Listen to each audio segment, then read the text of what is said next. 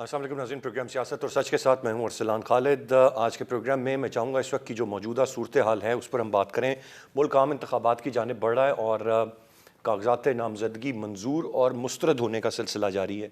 इस वक्त जो लीडरशिप है पाकिस्तान तहरीक इंसाफ की, आज के दिन में हमने मुख्तलिफ़ ख़बरें देखी जहाँ पर शाह महमूद कुरैशी साहब के, अली मोहम्मद ख़ान साहब के, फिर आज़म सवाती, जुल्फ़ी बुखारी, उस्मान डार साहब की वालदा और भाभी के कागजात नामजदगी मुस्तरद हुए। मुख्तलिफ़ एतराज़ात, कहीं पर जाली दस्तखत की बात, कहीं पर सोशल सिक्योरिटी के वाजबात ना अदा करने की बात, कहीं पर असासाजात ना ज़ाहिर करने की बात और मुख्तलिफ़ जवाज़ जिनकी बुनियाद पर यह कागजात नामजदगी हमें मुस्तरद होते हुए दिखाई दे रहे हैं। बज़ाहिर हम लेवल प्लेइंग फ़ील्ड की बात करते हैं, तमाम सियासी जमातों को एक जैसे मौक़े फ़राहम होने की बात करते हैं आम इंतखाबात के लिए, लेकिन दूसरी जानिब हम देख रहे हैं कि एक सियासी जमात के साथ बज़ाहिर एक तासुर ये उभर रहा है या कहा यह जा रहा है कि उनके साथ ज़्यादती हो रही है, उनके उम्मीदवारों को इंतखाबात में हिस्सा लेने से रोका जा रहा है और अभी बहुत सारे और हैं जिनके कागजात नामजदगी शायद आने वाले दिनों में मुस्तरद होते हुए हमें नज़र आएंगे मुख्तलिफ़ एतराज़ात लगा कर। लेकिन ये जो कागजात नामजदगी मुस्तरद हुए हैं ये हतमी नहीं है, इस पर अभी अपील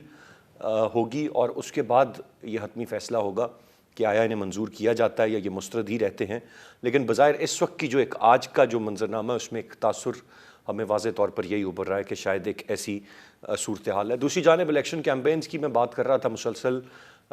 PMLN ने बिल आखिर अपनी इलेक्शन कैंपेन का आगाज़ आज शेखुपुरा से कर दिया है, लेकिन दिलचस्प बात यह कि नवाज़ शरीफ साहब मंजर आम पर नज़र नहीं आए। हमें शहबाज शरीफ साहब इस कैंपेन को लीड करते नज़र आ रहे हैं। गो के वज़ारत उज़्मा के कहने को उम्मीदवार नवाज शरीफ साहब हैं और कहा जाता है कि नून लीग के वर्कर्स के लिए वही बाइंडिंग फोर्स हैं। वो बैरून मुल्क से पाकिस्तान आए 21 अक्टूबर और उसके बाद से वो मुख्तलिफ़ मुलाकातें करते रहे, लेकिन कोई ऐसा जलसा नहीं किया। मरियम साहिबा ने 1-2 जलसे किए। पाकिस्तान पीपल्स पार्टी की election campaign is already on, लेकिन आज इस कैंपेन को शहबाज शरीफ साहब लीड कर रहे हैं। नवाज शरीफ साहब कब हमें मैदान में नज़र आएंगे या नहीं, या अब वो नामज़द करेंगे कि कहीं पर हमज़ा शहबाज, कहीं पर शहबाज शरीफ साहब और कहीं पर मरियम साहिबा ये कैंपेन ही हमें लीड करते हुए नज़र आएंगे। ये एक इस वक्त की सारी सूरत हाल है। कल की अगर हम बात करें या 1-2 दिन पहले की बात करें तो जो पेशावर हाई कोर्ट से थोड़ा सा कुछ रिलीफ मिला बल्ले के निशान को लेकर या दीगर बातें, तो फ़ौरन तनकीद की गई और मौलाना फजल रहमान साहब ने भी तनकीद की। शहबाज शरीफ साहब के भी बयानात सामने हैं, PMLN की बाकी लीडरशिप के भी, कि लाडला आज भी कोई और है, किसी और को रिलीफ दिया जा रहा है। इससे पहले एक ज़मानत भी मंजूर हुई थी पाकिस्तान तहरीक इंसाफ के साबिक चेयरमैन की। तो ये तासुर एक तरफ देने की कोशिश है, अगर हल्का सा भी मामूली सा भी कहीं पर कोई रिलीफ मिलता है या कोई फ़ैसला उनके हक़ में आता है तो फ़ौरन कह दिया जाता है कि आज भी वो लाडले हैं और आज भी जो तराजू है वो बराबर नहीं है, एक तरफ झुका हुआ है। मैं चाहूँगा तफसील से आज के प्रोग्राम में हम इस मौजूदा सारी की सारी सूरत हाल पर बात करें, जो मुख्तलिफ़ दावे हैं, जो मुख्तलिफ़ चीज़ें हैं जो कही जा रही हैं, और फिर जिस तरह से इन मामलात ने आगे बढ़ना है, ये ऊँट किस करवट बैठेगा और हतमी तौर पर अभी जब बहुत कम दिन हमें रह गए हैं तो 8 फरवरी को क्या सूरत हाल हमें नज़र आएगी, इस पर तफसील से आज के प्रोग्राम में हम बात करेंगे। गेस्ट पार्टिसिपेंट्स का तारुफ कराता चलूँ। प्रोग्राम में हमें ज्वाइन कर रहे हैं आरिफ चौधरी साहब, सीनियर कानूनदान है। सर बहुत शुक्रिया आपके वक्त का। जुल्फ़िकार राहत साहब हमें प्रोग्राम में ज्वाइन कर रहे हैं, सीनियर जर्नलिस्ट और एनालिस्ट हैं। आगा इकरार हारून साहब कुछ ही देर में हमें प्रोग्राम में ज्वाइन करेंगे। चौधरी साहब, गुफ्तगू का आगाज़ आपसे करते हुए कैसे देख रहे हैं आप इस वक्त जो भी एतराज़ात लगाए जा रहे हैं या जिस तरह से ये कागजात नामजदगी मुस्तरद हो रहे हैं, ये क्या एक मामूल के मुताबिक चीज़ है या कुछ गैर मामूली इसमें आप देख रहे हैं? बात यह है कि अगर तो ये सीरीज ना होती, इसकी तसलसल के साथ ये सारा कुछ ना हो रहा होता, फिर तो ये इसे आइसोलेशन में देखा जा सकता था कि बाज़ उम्मीदवारों के कागजात जो हैं बाज़ फनी वजूद की बुनियाद पर वो मुस्तरद किए जा रहे हैं। यहाँ तो मामला बिल्कुल बरअक्स है। यहाँ तो ये है कि इलेक्शन कमीशन जो भी किसी के कहने पे ज़ाहिर है जिस तरह भी वो कर रहा है, पहले दिन से इलेक्शन की मुखालफत कर रहा है कि इलेक्शन ना हो, और अगर इलेक्शन हो तो उसमें PTI ना हो, और उसके लिए उन्होंने कोई रास्ता जहां से भी निकलता है जिससे फेयर, फ्री और ट्रांसपेरेंट इलेक्शन जो है वो हो सकते हो, उसको उन्होंने मसदूद कर दिया है और उस रास्ते में PTI को के लिए रुकावटें खड़ी कर दी है कि PTI ना आए। अब देखिए, सबसे पहले तोशा खाना वाला केस हुआ, तो उसमें भी इवन हैंडेडली डील नहीं किया गया और सारी पॉलिटिकल पार्टी अपनी जगह मौजूद है, ना किसी से तोशाखाना के बारे में हिसाब दिया गया, ना फॉरेन फंडिंग वाला हिसाब दिया गया, और ना ही किसी से ये जो आखिरी मरहला था इंट्रा पार्टी इलेक्शन का, इस पे किसी और पार्टी को कहा गया कि आप इंट्रा पार्टी इलेक्शन करवाएं। ये सारी की सारी चीजें जो हैं, ये आपने रखी हुई है, इलेक्शन कमीशन ने रखी हुई है पीटीआई, और पीटीआई को रिलीफ मिलना, ये देखिए बल्ले का निशान। ये कोई ऐसी बात नहीं है कि जो गैर मामूली बात हो। ये तीन बड़ी पॉलिटिकल पार्टीज है, ये चार है, उनके अपने अपने निशानात, उनका तारुफ है, और उसी तारुफ के साथ वो जुड़ी हुई है। उनकी कैंपेन का भी गहरा ताल्लुक उन्हीं निशानों के साथ है। और एक पॉलिटिकल पार्टी जो है, जो बल्ले के साथ वाबस्ता है और बल्ला उसका निशान है, उसको बल्ले से महरूम ऐसे किया गया कि जब ना उसके पास आगे जाने का रास्ता हो ना पीछे। अब ऐसे दिन आ गए हैं कि जब इलेक्शन बिल्कुल सर पे है। इन दिनों में तो होना ये चाहिए था कि तमाम पॉलिटिकल पार्टी को अपने अपने जलसे करने की इजाजत होती, अपने अपने निशानात हैं वो उन्हें मुतारिफ कराने की और कैंडिडेट को मुतारिफ कराने की इजाजत होती। सिर्फ एक पार्टी जो है मुस्लिम लीग नून, उसे बतौर खास ये इम्तियाज हासिल है कि सारी सहूलतें उसके लिए हैं, पीपल्स पार्टी के लिए भी है, यूआई के लिए भी है, लेकिन बाकी तो बाकी पॉलिटिकल पार्टीज के लिए है।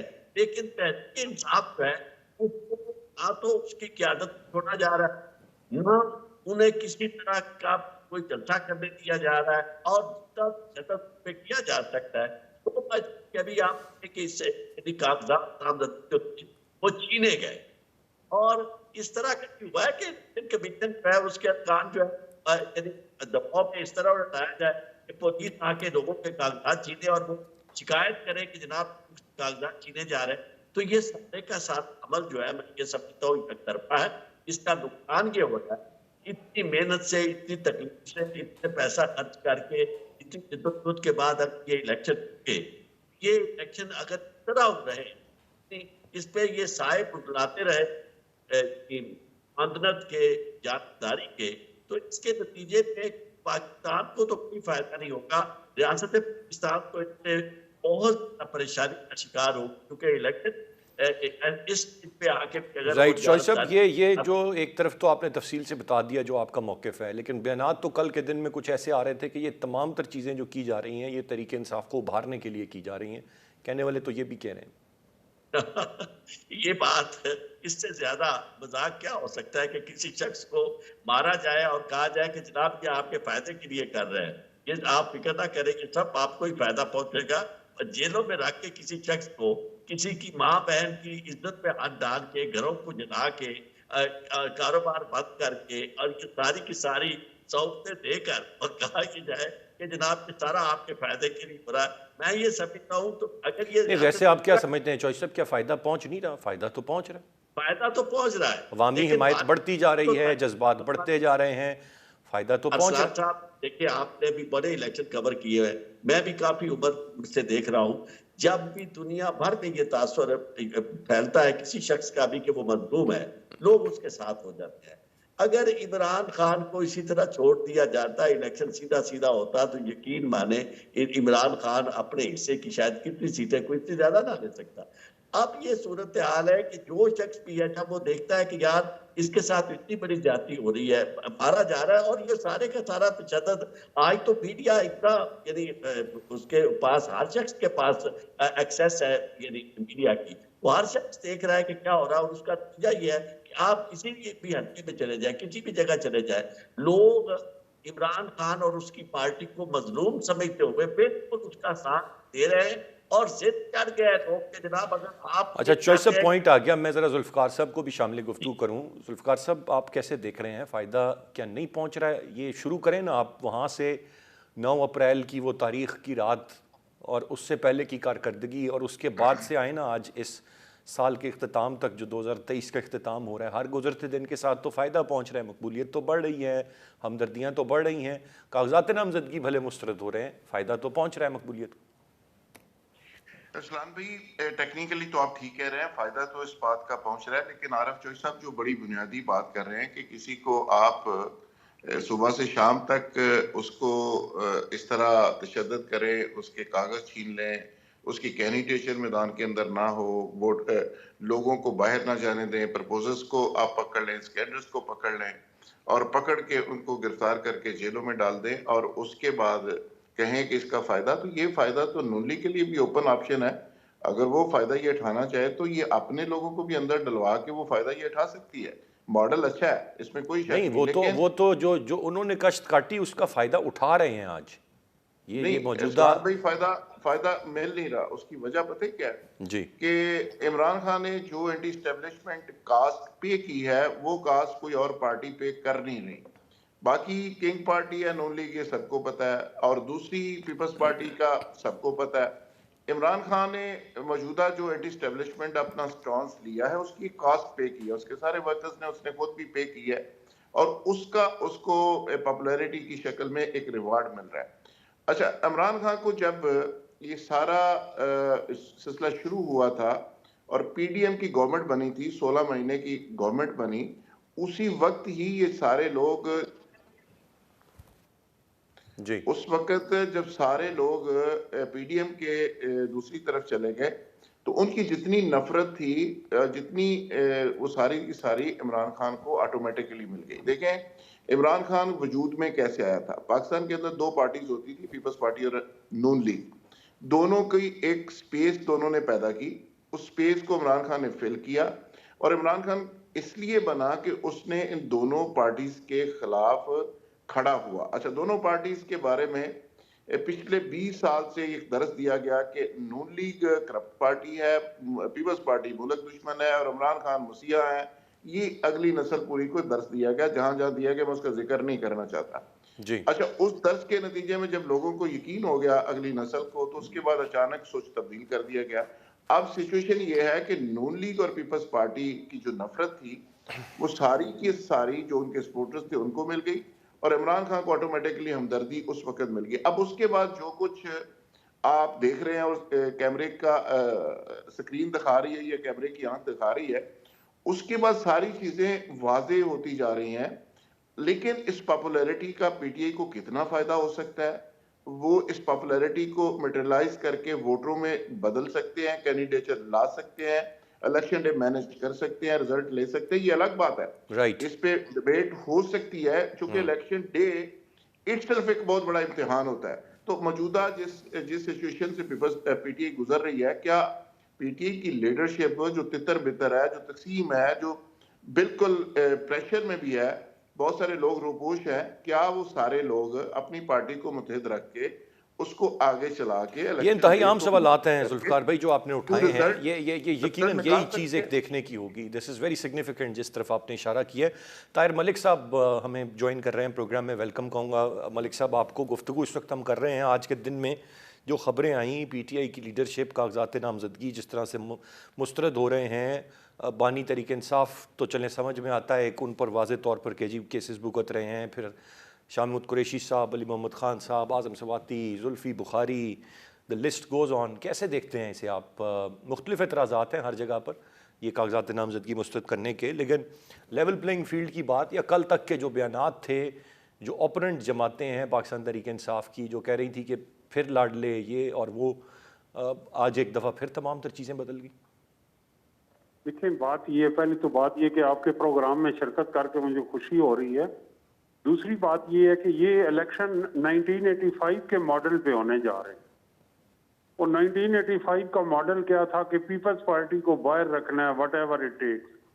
तो फिर आज अखबार में मैंने खबर पढ़ी है कि 27 अरब और कितने करोड़ रुपए इलेक्शन पे खर्च आएगा।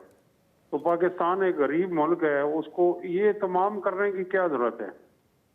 और मियां नवाज शरीफ जो हैं वो इस तरह इलेक्शन में कामयाबी चाहते हैं कि एक छोटा बच्चा जो है वो घर आया और उसने माँ को खुशी से बताया कि मैं रेस जीत गया हूँ, रेस में फर्स्ट आया हूँ। तो माँ ने गले लगा लिया और माँ ने उसे बड़ा प्यार किया, लेकिन फिर उन्होंने जज्बात से हट के पूछा कि बेटा रेस में और कौन कौन हिस्सा ले रहा था। तो बेटे ने कहा मैं अकेला ही वो उसमें दौड़ रहा था। तो ऐसी रेस का क्या फायदा है, आप मियाँ साहब का हाथ उठाएं और उन्हें कहें यू आर विनर। और मैं हैरान हूं कि उनका जो हाई मॉरल ग्राउंड है वो सियासी पार्टियां लूज कर गई हैं। आपको के प्रोग्राम में मैं शिरकत करता रहा हूं, मैं पीटीआई का क्रिटिक हूं, लेकिन जो कुछ एक जमात के खिलाफ हर इलेक्शन में होता है और दूसरी जमात उसके ऊपर बड़ी कंफर्ट जोन में होती है, तो ये फिर कहाँ की जमहूरियत और क्या है?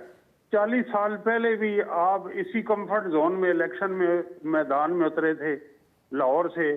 40 साल बाद भी आप एक अरेंजमेंट के तहत, एक डील के तहत इक़्तिदार में आ रहे हैं। डील के बाद आपको क्या असर होगा? 6 महीने साल बाद आप दोबारा उसी पोजीशन पे आ जाएंगे। तो ये दायरों का सफर खत्म होने का नाम नहीं ले रहा, और पाकिस्तान को जो रियासत को माशी और सियासी इस्तेहकाम चाहिए वो इन इंतखाबात के नतीजे में हासिल होता हुआ दिखाई नहीं दे रहा। राइट। लेकिन सर डील किसी से तो करनी होती है हर दफ़ा, किसी से किए बगैर अभी मतलब ज़ाहिर है पहले वो मुश्किल में रहे हैं, अब इस दफ़ा बेनिफिशरी बन रहे हैं। इसी तरह कुछ अर्सा पहले इसी तरह इमरान खान साहब बेनिफिशरी बने थे, कोई और मुश्किल में था। अब किसको बुरा लगता है कि जब उसको नवाजा जा रहा है तो वो कहे जी नहीं मैं नहीं, इस तरह नहीं आता? कौन कहता है ये? पीपल्स पार्टी कहेगी आपके ख्याल से अगर आज बिलावल साहब पे हाथ रख दिया जाए तो वो कहेंगे कि नहीं मुझे ये कबूल नहीं है? जी हाँ, तो आप बिल्कुल दुरुस्त कह रहे हैं। अवाम को चाहिए कि ये डील किन लोगों से की जा रही, अवाम के साथ जिस दिन डील ये सियासी जमातें करेंगी वो असल डील होगी।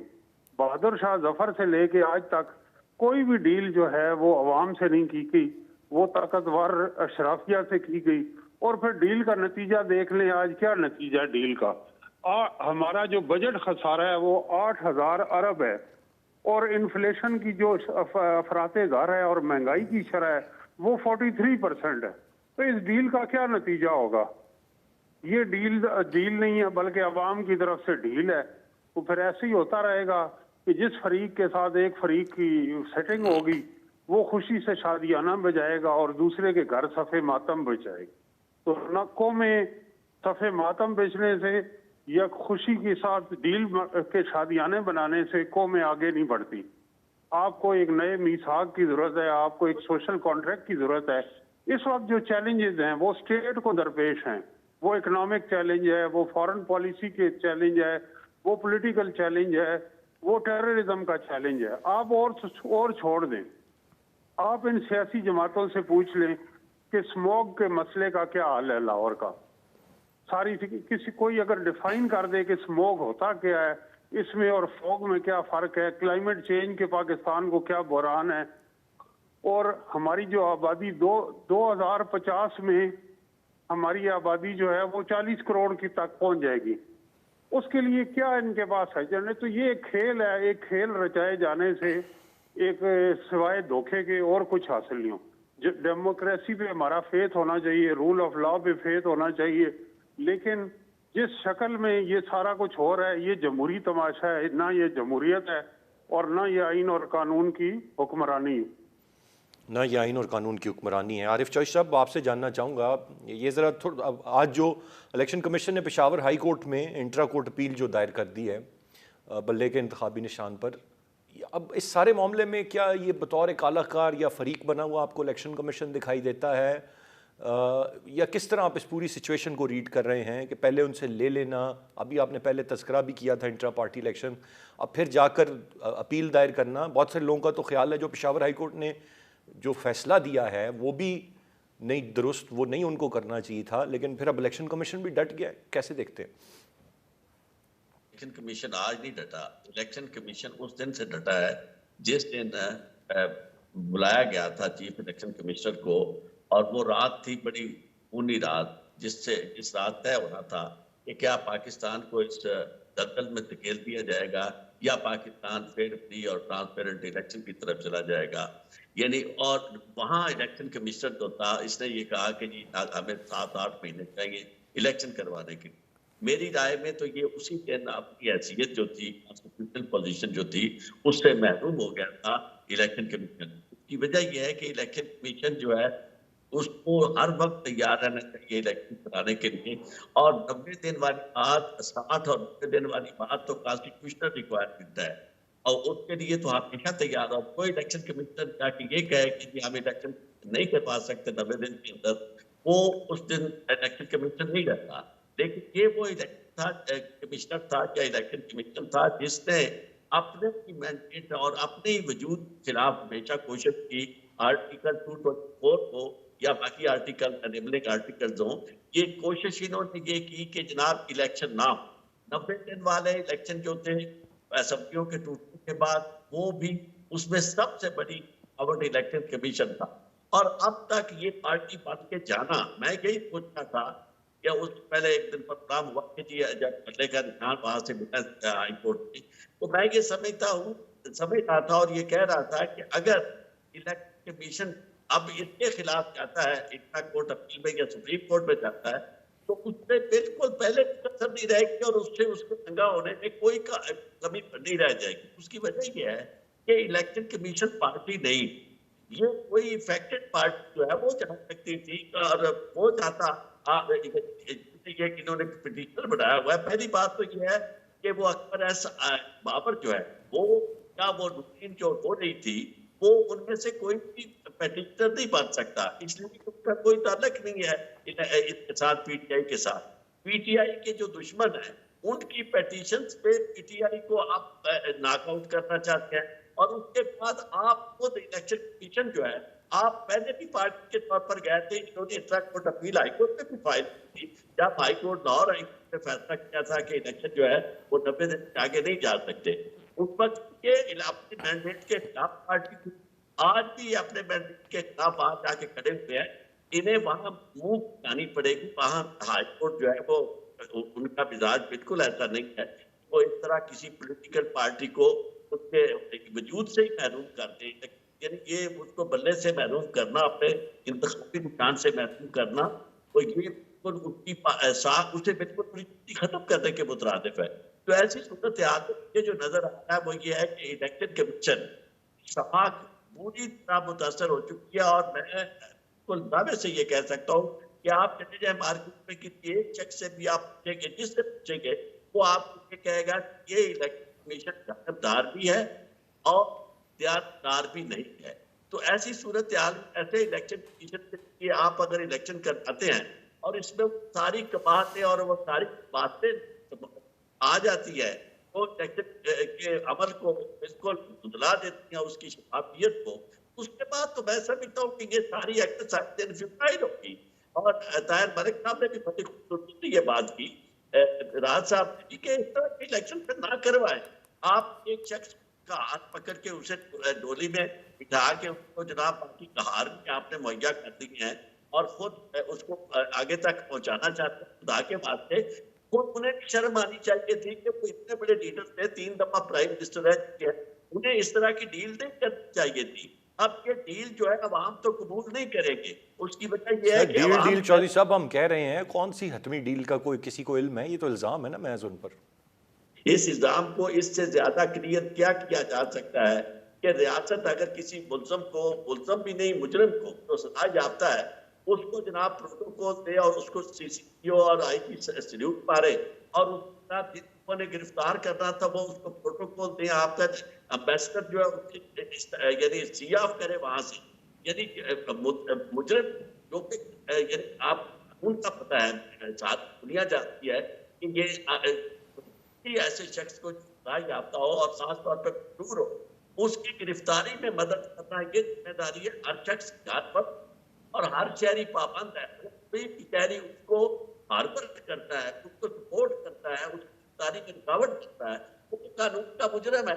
ऐसे को आपने इकबाल किया, ऐसे को आपने 500 फ्रांस की और उसके बाद आप दे रहे हैं कि जनाब जिसको वो कहते हैं उनको पकड़ लेते हैं, जिसको चाहते हैं नायत कर देते हैं आप। इसके बाद और इसके पास सबूत क्या चाहिए? और वो खुद भी कह रहे हैं आप वो मार रहे हैं मैदानों में, जलसों को वो सिर्फ चिड़के मार रहे हैं कि जब वो जाके कहते हैं कि जनाब फिक्र न करो, हमारी तो डील हो चुकी ऊपर, आप हमें वोट दें या ना दें, हम जाएंगे।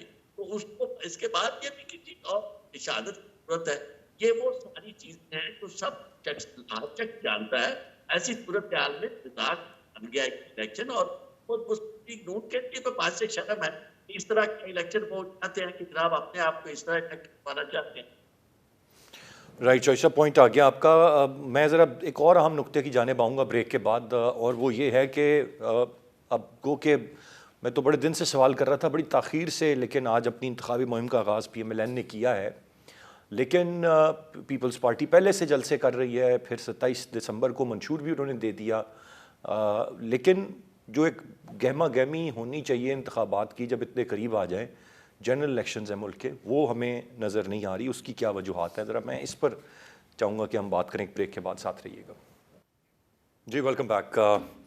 जुल्फ़िकार साहब, आपसे जानना चाहूँगा, जो मैंने एक बात की, आप तो इस वक्त लाहौर में मौजूद हैं, और जो गहमा गहमी और जो माहौल इंतखाबात का लाहौर में हमें नज़र आता है, चाहे वो लोकल बॉडीज़ के इलेक्शन ही क्यों ना हो, वो गहमा गहमी बड़े अरूज पर होती है, ख़ास तौर पर अंदरूनी लाहौर की अगर हम बात करें या लाहौर के तमाम तर इलाकों की बात करें। इस वक्त अगर मैं रावलपिंडी, इस्लामाबाद या बाकी इलाकों में या किसी से भी पूछूं, तो मुझे इस तरह की कोई चीज़ नज़र नहीं आ रही है। वो गहमा गहमी, कहीं आप उसकी कोई बुनियाद देख रहे हैं, या वाकई अभी तक भी इतलात यही है कि ऐसा कुछ नहीं है शहर लाहौर? जुल्फ़िकार साहब।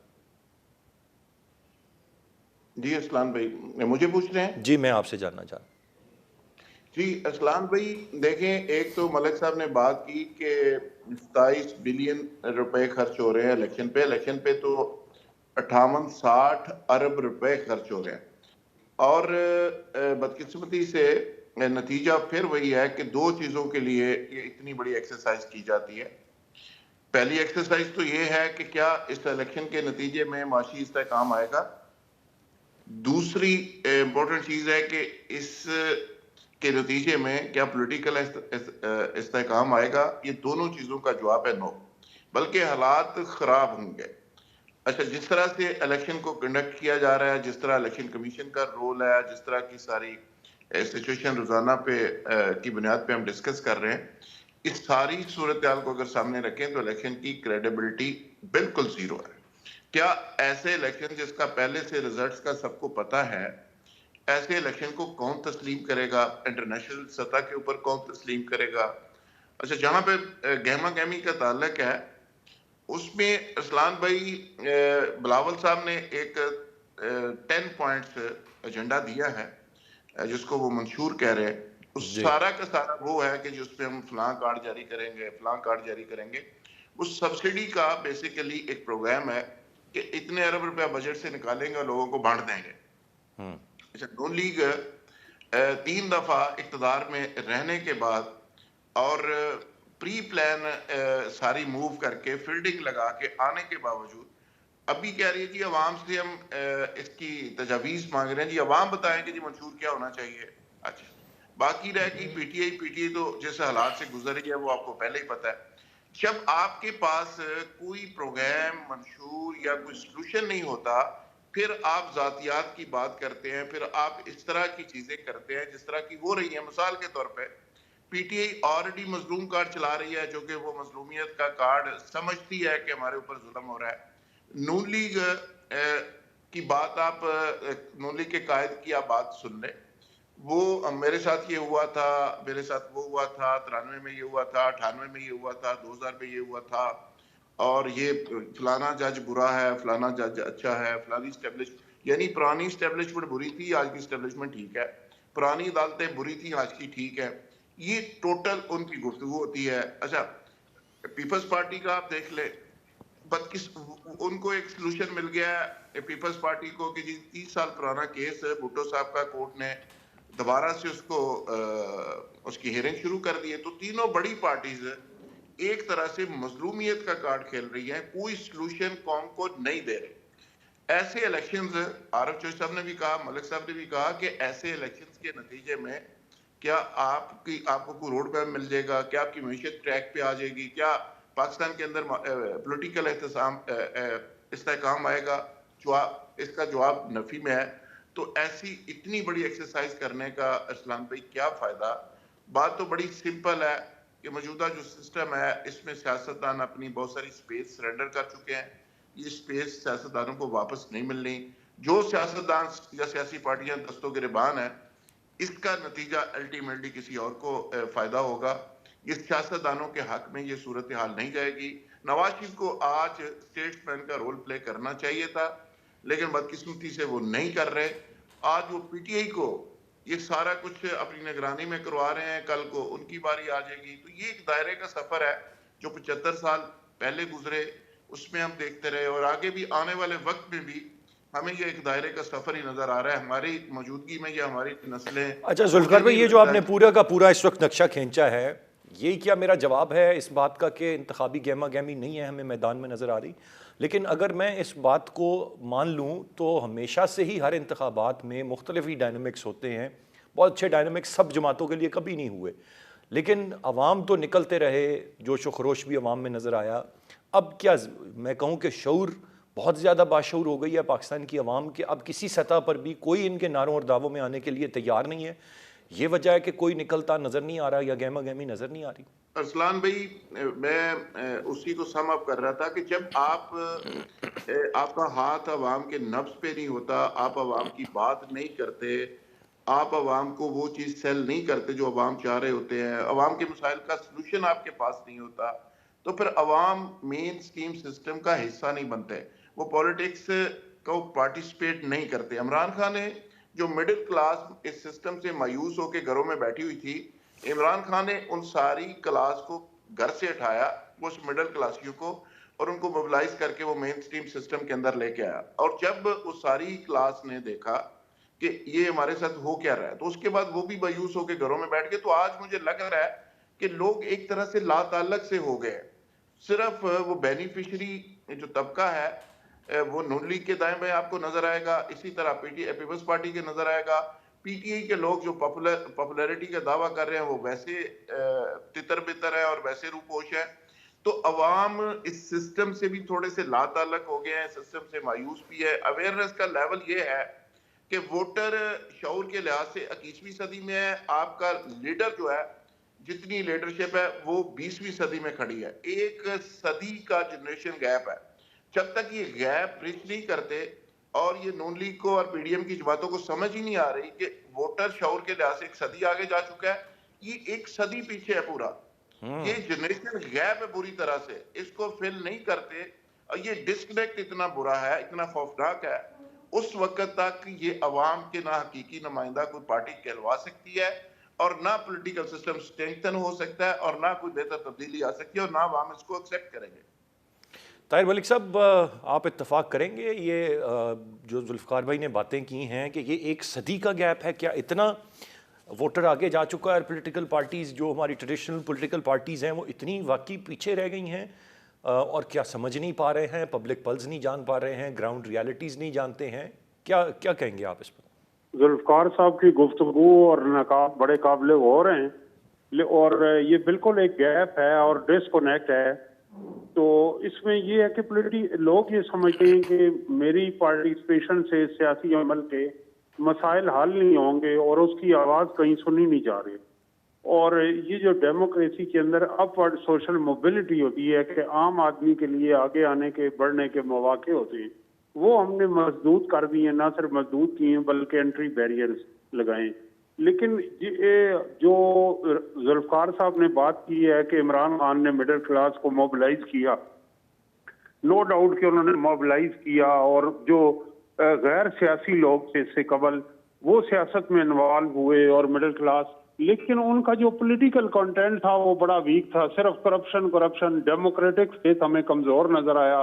इस माशरे की जो तबकाती इशूज हैं और जो क्लास के मसाइल हैं और जो इलीट कैप्चर है, उन्होंने बड़े सिंपल सलूशन दिए जो पूरी दुनिया में पॉपुलिस्ट लीडर दुनिया में दे रहे हैं, सिंपल सलूशन। तो सिंपल सलूशन का नतीजा ये हुआ है कि लोग मायूस होकर घर बैठ गए। उस वक्त भी उन्हें पता था कि ये मसाइल इतने सादा नहीं है। मसलन 30 साल उन्होंने लगाया, 20 साल किए करप्शन की गर्दान में। अब जो उनसे जेल में मिलने जा रहे हैं वो कह रहे हैं कि उस वक्त उन्होंने कहा नंबर 1 मसला करप्शन।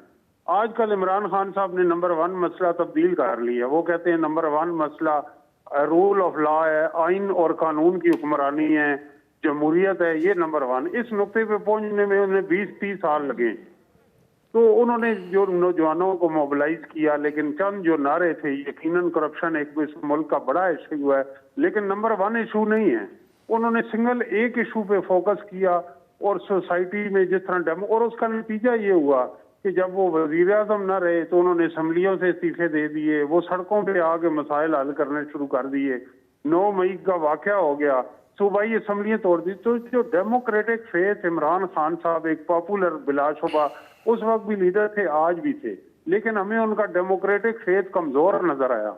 और उनकी इस जो गैर जमहूरी सियासी हिकमत अमली है उसका नुकसान सिर्फ उन्हें नहीं हुआ बल्कि पूरा हमारा जो एक फ्रेजाइल पॉलिटिकल सिस्टम है, कमजोर जमहूरियत है, मजीद कमजोर होगी। मीडिया, सिविल सोसाइटी कमजोर हुए और आज उनकी अपनी सियासत बंद गली में आ गई। तो ये मैं इसको ऐसे देखता हूँ कि सियासी जमातें जो हैं वो अपना अवामी बयानियां खो चुकी हैं और उन्हें दोबारा से उसके लिए बड़ी जदोजहद करनी पड़ेगी। और मैं एग्री करता हूँ ये जो जुल्फकार साहब तो ने ताहिर कहा मलिक है, साहब, यही वजह है कि इंतखाबात के इतना करीब होकर भी कोई इंतखाबी गहमा गहमी ताहिर मलिक साहब हमें नजर नहीं आ रही है। यही वजह है। और इंतखाबात भी देखे ना, वन साइड होप जनरेट करते हैं हर इलेक्शन। पूरी दुनिया में ये 2024 इंतखाबात का साल है। दुनिया के बेशतर बड़ी जमहूरियतों में इंतखाबात हो रहे हैं, उन सोसाइटीज में होप जनरेट। हमारे साथ चंद 100 किलोमीटर दूर इंडिया है, वहां भी इलेक्शन होंगे, वहां होप जनरेट होगी। हमारा सियासी निजाम होप जनरेट क्यों नहीं कर रहा, इस पे हमें सोचना होगा। मैं चॉइस साहब से ही जान लेता हूँ, आरिफ चॉइस साहब, क्या आपकी क्या राय होगी, क्या वजह है कि होप जनरेट नहीं कर रहा हमारा सियासी निज़ाम? क्या इसी तरह कि हमने हर इलेक्शन को इतना मैनेज करने की कोशिश की है, सिलेक्शंस किए हैं, इलेक्शंस नहीं किए हैं, अवाम को एतमाद नहीं है कि उनकी जो राय है जिसका वो इजहार करेंगे वही इक़्तिदार संभालेगा, मुल्क को मसाइल से निकालेगा, पूरे के पूरे सिस्टम से एतबार उठ गया हुआ है, सिस्टम की ओवरहॉलिंग की ज़रूरत है, क्या करने की ज़रूरत है? देखिए, सबसे पहले तो मैं ये समझता हूँ कि आज आपके प्रोग्राम की जो क्वालिटी है, पहले भी बहुत अच्छी रही, लेकिन जो एनालिसिस की क्वालिटी है वो बहुत ज़बरदस्त है। क्योंकि दोनों दोस्तों ने जिस तरह का तजिया किया है, इससे इत्तेफाक किए बगैर नहीं रहा जा सकता। मैं थोड़ा सा इसे ज़रा आगे ले जाऊँगा। जहाँ तक इमरान खान की पॉलिटिक्स का ताल्लुक है, उन्होंने वाकई एक बहुत ज़्यादा हाइप क्रिएट करके लोगों के अंदर यूफोरिया पैदा करके उसके बाद काफी ज्यादा उन्होंने मायूस किया और बहुत सारा वो तबका जो मोटिवेट हुआ था उनके वजह से सियासत में आया था, वो भी यानी काफी हद तक पीछे हट गया था। लेकिन भला हमारी इस्टेब्लिशमेंट का, ये मैं इन्वर्टेड कॉमास में कह रहा हूँ, कि ये जो आपने फरमाया था ना कि फायदा होता है, वो क्या है वो, और फायदा वाली बात दोनों को मिला के जरा देख ले कि एक ऐसा शख्स है जिसके पास कोई बड़ा बयानिया नहीं था और उसके पास कोई ऐसा प्रोग्राम नहीं था कि जिस देर पा यानी उसकी हैसियत हो और बात टीचिंग उसके साथ हो, उसे इन्होंने इस तरह का बयानिया दे दिया जो अब इस वक्त हाई पॉपुलर बयानिया है। इस वक्त जो सूरत है आज पाकिस्तान की, वो एक तरफ एस्टैब्लिशमेंट है और उसके साथ उसके हवाली को अपने आप को आइडेंटिफाई कर चुके हैं, और दूसरी तरफ इमरान खान है जो एस्टैब्लिशमेंट बयानिया को लेकर चल रहा है। इस वक्त जो आपने फरमाया कि इलेक्शन में गहमा गहमी क्यों नहीं है, इलेक्शन में गहमा गहमी की वजह बुनियादी तौर पर एक सबसे बड़ी पोलिटिकल पार्टी जो गहमा गहमी पैदा कर सकती है, जिसके लोग चार्ज हैं, जिसके लोग मोटिवेटेड हैं, उसको आपने इस हालत में पहुंचा दिया है कि अगर कोई बाहर निकलता है, छोटा सा बच्चा भी निकलता है, उसे पकड़ के अंदर डाल दिया जाता है और जितनी बात और तकलीफ दी जाती है वो कोई शख्स नहीं करता।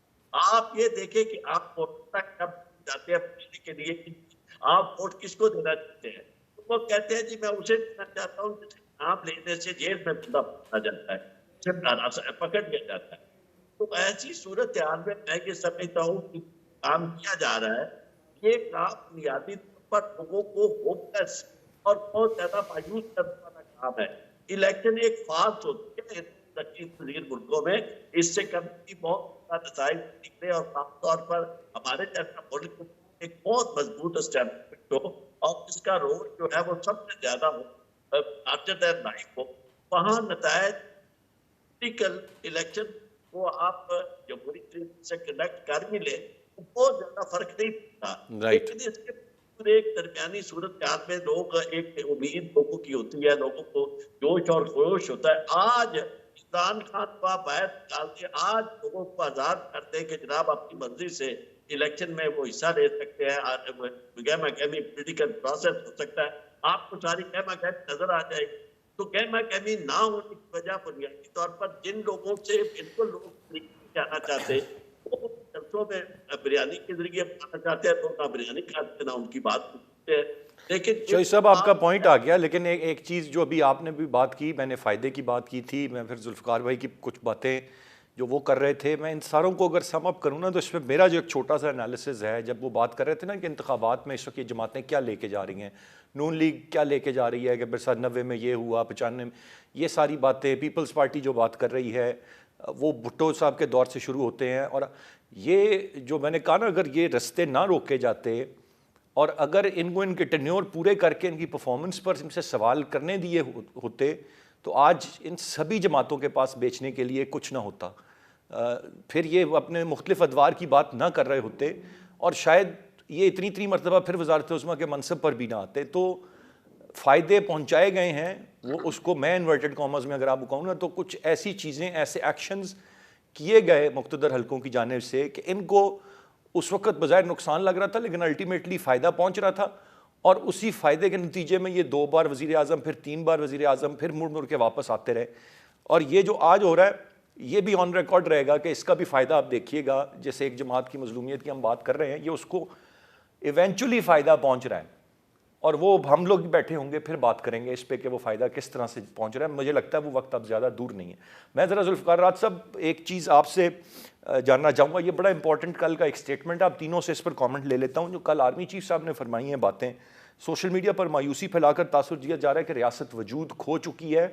फिर उन्होंने कल गल्लाबानी और ज़राअत और तमाम तर चीज़ों की जो बात की है, इसकी सिग्निफिकेंस कैसे देखते हैं आप? इस पर क्या कमेंट करेंगे? फिर मैं बाकी दोनों मेहमानों से भी इस पर कमेंट लेता हूँ। देखिए अरसलान, मैं तो सारे सिस्टम को जब देखता हूँ और सिस्टम का फेलियर देखता हूँ और बैड गवर्नेंस देखता हूँ और 16 महीने की हुकूमत देखता हूँ और इमरान खान के बड़े बड़े दावे और उसके बाद उनकी नाकामी देखता हूँ, और फिर निगरान गवर्नमेंट के अंदर एस्टेब्लिशमेंट की सपोर्ट से डॉलर के हवाले से इकदाम होते हैं तो डॉलर नीचे आ जाता है, स्मगलिंग को हाथ डाला जाता है तो स्मगलिंग ठीक होने के करीब चली जाती है, अफगानियों को पाकिस्तान से निकालने की बात होती है तो उस पर एस्टेब्लिशमेंट थोड़ा सा सपोर्ट करती है तो रिजल्ट्स आने शुरू हो जाते हैं। यानी वो बुनियादी चीजें। सुल्फ़िकार भाई इसको ना बड़ा प्रिसाइज रखिएगा, मेरे पास वक्त इस पर सिर्फ कमेंट लेने का जी। मैं कहता हूं कि इस गए गुजरे निजाम को भी थोड़ी सी चाबी अगर दी गई तो उससे रिजल्ट आने शुरू हो गए। मैं समझता हूं कि मौजूदा सिस्टम अगर इसी तरह चलता रहा तो ये मुल्क अनगवर्नेबल खुदा न खास्ता हो जाएगा। या तो इसमें मेजर रिफॉर्म्स की जाए और या फिर जिस तरह सिपा सलार कर रहे हैं SIFC के प्लेटफॉर्म के ऊपर वो चीजों को लेके चल रहे हैं और मैशत और सियासत को अलग करने की कोशिश कर रहे हैं, ये फिर आपको उस एजेंडे पे जाना पड़ेगा। और वैसे भी ये थर्ड वर्ल्ड कंट्री जो होते हैं ना, ये डेमोक्रेसी के लिए होते ही नहीं है। थोड़ा सिस्टम को कंट्रोल करें, चीजों की डायरेक्शन बेहतर करें, इंक्रोचमेंट जो खामखा की हुई है हर डिपार्टमेंट में उसको खत्म करें, यही मुल्क आपका प्रोग्रेस करना। बिल्कुल सही। ताहिर मलिक साहब आपकी क्या राय है सर? क्या कहेंगे इस वक्त जो आर्मी चीफ साहब ने कल जो चीज़ें फरमाई हैं उन पर आपकी क्या राय? मेरे ख्याल से उन्होंने दुरुस्त निशानदेही की है कि मायूसी नहीं फैलानी चाहिए, लेकिन मायूसी जो है उसकी जो गैर जरूरी तौर पे फैलाई जा रही है वो एक और बात है। लेकिन जो किसी रियासत से शहरियों के मुस्तकबिल, रियासत के मुस्तकबिल से मायूस होना एक तशवीशनाक बात है।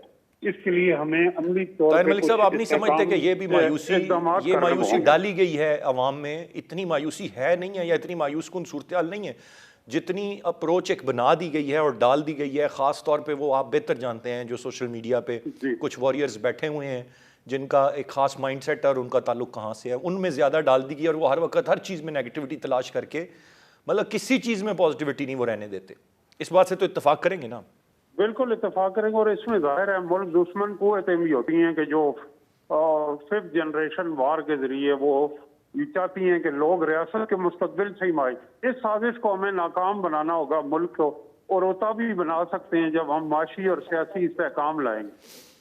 बिल्कुल आप सही कह रहे हैं, और मायूसी को कुफर करार दिया गया। चॉइस साहब योर टेक प्रिसाइजली जल्दी से। मैं ये अर्ज करूंगा कि ये जो है ना चीफ ऑफ आर्मी स्टाफ, यही ये बंदोबस्त कर सकते हैं मायूसी से निकालने का और फेयर, फ्री और ट्रांसपेरेंट इलेक्शन करवा के और लोगों की शहरी आज़ादियां बहाल करके और पूरी दुनिया में नाम भी रोशन हो सकता है पाकिस्तान का, इज्जत भी बहाल हो सकती है। और इनका जो काम राइट बुनियादी चॉइस। तौर पर दिफा की मजबूती है उस पर जोर दें, और ये दिफा की मजबूती के खिलाफ ही अमल है सारे कि इस तरह की चीजों में जब पड़ेंगे तो उसमें इनकी इज्जत नहीं रहेगी, और इनकी इज्जत अगर नहीं रहेगी तो वो मुल्क के लिए नुकसानदेह है। राइट हम सर, सारे पॉइंट टेकन। मैं तीनों रिस्पेक्टेबल गेस्ट का बहुत शुक्रिया अदा करना चाहूँगा। आज के प्रोग्राम से इतनी। अरसलान खालिद को इजाज़त दीजिए। अल्लाह ने के बाद।